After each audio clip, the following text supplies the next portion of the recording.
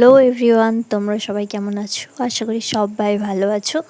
তো আজ সকাল সকাল চলে এসেছি তোমাদের সাথে একটু গল্প করবো বলে আমার নতুন একটা ব্লগে তোমাদের সবাইকে স্বাগত। তো আজ বৃহস্পতিবার সকালবেলায় সমস্ত কাজবাজ সেরে আমার শাশুড়িমা স্নান করে চলে এসেছেন পুজোর ঘরে পুজো করবে বলে। তো ওনার সাথে সাথে আমিও চলে এসেছি আজকে তোমাদের সমস্ত কিছু একটু শেয়ার করব, গল্প করব এই জন্য। তো ভিডিওটা শেষ পর্যন্ত দেখো, আর ভালো লাগলে অবশ্যই লাইক কমেন্ট শেয়ার করো। তো দেখো আমার শাশুড়িমা লিটিল কৃষ্ণাকে স্নান করিয়ে গা মোছাচ্ছে। ওনার যে নামটা, আমরা বাঙালিরা ওনাকে যে নামে চিনি সেই নামটা আমি বলতে পারবো না, কারণ ওটা আমার শ্বশুরমশাইয়ের নাম, এই জন্য তোমাদের লিটিল কৃষ্ণাই বললাম। তো লিটিল কৃষ্ণাকে স্নান করিয়ে এই যে জামা কাপড় পরানো হচ্ছে, আর এই যে ছোট্ট ছোট্ট কিউট প্যান্ট আর জামাটা দেখছো এর সাথে, এগুলো কিন্তু আমরা ফ্লিপকার্টে অর্ডার করেছি, দারুণ এসেছে।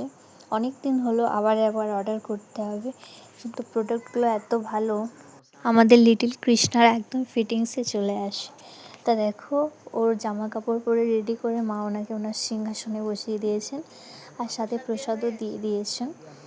তো এবার আমাদের গাছের গোলাপ ফুল দিয়ে ওনাকে সাজানো হচ্ছে। এই গোলাপ ফুলের ভিডিও তো তোমরা আগেই দেখেছো। গোলাপ ফুল তোলার জন্য আমাদের ভোর 4টেই উঠতে হয়, শুধুমাত্র লিটিল কৃষ্ণাকে সাজাবেন বলে আমার শাশুড়ি মা ভোর 4টের সময় উঠে গোলাপ ফুল তোলেন। কৃষ্ণাকে তো গোলাপ ফুল দিয়ে সাজিয়েই দিয়েছেন, সাথে আরও অন্যান্য যে দেবদেবীরা রয়েছে তাদেরকেও মা একটু ফুল জল দিয়ে দিচ্ছে। আজকে বৃহস্পতিবার, ওই জন্য পুজোর একটু বাড়ির জোড়া কার্তিক যে হচ্ছে আমাদের কি বলবো, ছোট কার্তিক আর বড় কার্তিক, জোড়া কার্তিক আছে আমাদের বাড়িতে, কিন্তু পুজো করা হয়ে ওঠেনি আগের বারে, আমার ছোট মেয়ে পেটে ছিল, ওই জন্য এই বছর একটু ভাবছি কার্তিক পুজো। আমার শাশুড়িমা কিন্তু পুজো করতে একটু সময় নেন, কারণ উনি সমস্ত কাজ গুছিয়ে ভক্তি ভরে পুজো করেন, সমস্ত কাজ সমস্ত কিছু নিখুঁতভাবে করেন। সত্যি ভগবানের প্রতি যদি ভক্তিই না থাকে তাহলে আর ফুল জল দিয়ে কী লাভ বলুন। উনি কিন্তু পুজো করতে করতে আমাকে সমস্ত নিয়ম কানুন দেখিয়ে দিচ্ছেন, কারণ আমি তো এত কিছু জানি না, কোথায় কি করতে হয়, কোন ঠাকুরকে কোন ফুল দিতে হয়। উনি পুজোর সাথে সাথে আমাকে বলে দিচ্ছেন এই ঠাকুরকে এই ফুল দেওয়া চলে, এই ঠাকুরকে এইভাবে পুজো করতে হয়, এইভাবে জল দিতে হয়, সমস্ত কিছু আমাকে ভালো, কারণ আজকে ভিডিও বানাবো বলে ওনার সাথে এই টাইমে আমি ছিলাম। অন্য টাইমে পুজোর টাইমে থাকা হয় না, সব সময় কাজের চাপে।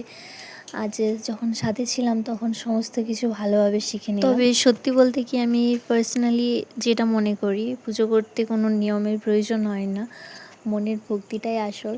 কিন্তু তাও আমাদের বাঙালিদের একটা কথা, লোককথা বলে কিছু আমাদের সমাজে থাকতে হলে কিছু নিয়ম কানুন, কিছু শিষ্টাচার মেনে চলতে হয়, সব ক্ষেত্রে ব্যতিক্রম হয় না। তো আজ সেই সুযোগে আমি আমার শাশুড়ি মায়ের কাছে টুকটাক নিয়ম কানুন, পুজো পাশা এইসব কিছু শিখে নিলাম। তো দেখো আমার শাশুড়ি মা পুজো করে এখানে ঠাকুর নাম জপ করতে বসেছেন। উনি কিন্তু প্রতিদিনই এটা করেন, এই জন্য ওনার পুজোর ঠাকুর নাম প্রায় শেষ হয়ে গেছে। এবার এখানে পুজো সেরে ওনাকে যেতে হবে শিব মন্দির, আমাদের বাড়ির পাশে একটা শিব মন্দির আছে, তো প্রতিদিন ওইখানেও মা যায় পুজো করতে। আচ্ছা, তোমাদের মধ্যে কার কার পুজো করতে ভালো লাগে, আর কে কোন ঠাকুরকে একটু বেশি ভক্তি করো, প্লিজ কমেন্টে জানিও। সব ঠাকুরই সমান, কিন্তু তাও কিছু কিছু থাকে না, এক একটা আইডল সবার আলাদা আলাদা থাকে, ওরকমই। তো কোন ঠাকুর কার আইডল প্লিজ সবাই একটু জানিও। যেমন আমার আইডল হলো শিব ঠাকুর, মহাদেব। তো তোমাদেরও সেরকম কোন ঠাকুর আইডল প্লিজ একটু বলো। তো তোমাদের সাথে কথা বলতে বলতে দেখো মায়ের ঘরের পুজো কমপ্লিট হয়ে গেছে। মা এবার ফুল এবং সমস্ত কিছু গুছিয়ে নিচ্ছেন, আমাদের সামনে যে শিব মন্দির আছে ওখানে যাওয়ার জন্য ফুল নেওয়া হয়ে গেছে। মা এবার এখান থেকে ধূপ বের করিয়ে নিয়ে নিচ্ছে। তো চলো মায়ের সাথে আমিও যাবো, আজ তোমাদের দেখাবো আমাদের বাড়ির পাশে শিব মন্দিরটা কীরকম। তো শিব মন্দির যাওয়ার আগে আমাদের উঠোনে যে তুলসী মঞ্চটা আছে সেখানে মা জল দিয়ে দিল, এই যে বেরিয়ে পড়েছে বাস আমাদের। তো এই হলো আমাদের শিব মন্দির, এখানেই আমাদের প্রতিদিন নিত্য পূজাও হয়। মা যেমন বাড়িতে পুজো করে তেমন এখানেও প্রতিদিন পুজো করতে আসে। কোনো কারণে কোনো দিন হয়তো নাও আসতে পারি, কিন্তু প্রতি সোমবার এবং বৃহস্পতিবার মা এখানে আসে পুজো করে, আমরাও আসবো না এটা বলবো না, বাড়ির সামনেই শিব মন্দির। এখানে অনেক দূর দূর থেকেও মানুষ আসে পুজো করার জন্য। শিবরাত্রি তো প্রচুর ভিড় হয়। তোমরা দেখতে পাচ্ছ মা এখানে সমস্ত ঠাকুরদের ফুল জল দিয়ে দিচ্ছে। তো মা পুজো করতে করতে আমি তোমাদের একটু বাইরে থেকে মন্দিরটা দেখানোর চেষ্টা করছি। তো বাইরে থেকে মন্দিরটা এরকম দেখতে, দেখো।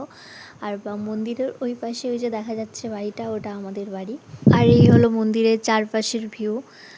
খুব সুন্দর, খুবই সুন্দর। মন্দিরটা একদম নিরিবিলিতে গ্রামের মধ্যে আছে এবং এখানকার ঠাকুরও খুব জাগ্রত। মন থেকে যা চাওয়াই, যা মানসিক করা হয় এখানে এসে কিন্তু তা পূরণ হয়ে যায়। তো তোমাদের মন্দিরের চারপাশ দেখাতে দেখাতে দেখো মায়ের এই সাইডে পুজো প্রায় কমপ্লিট হয়ে গেছে। ঠাকুরের মাথায় জল ঢালাও হয়ে গেল। ঠাকুরকে প্রণাম করে এবার মা বেরিয়ে আসে। তো আমাদের ভিডিওটা এখানেই শেষ করলাম। দেখা হচ্ছে নেক্সট কোনো ব্লগে। ততক্ষণে তোমরা সবাই ভালো থেকো, সুস্থ থেকো। আর আমার ভিডিওটাকে একটু লাইক সাবস্ক্রাইব করো, যাতে নেক্সট ভিডিও আনার জন্য আমাকে একটু এনকারেজ করো। তো আজকের মতো সবাই থ্যাংক ইউ, টাটা।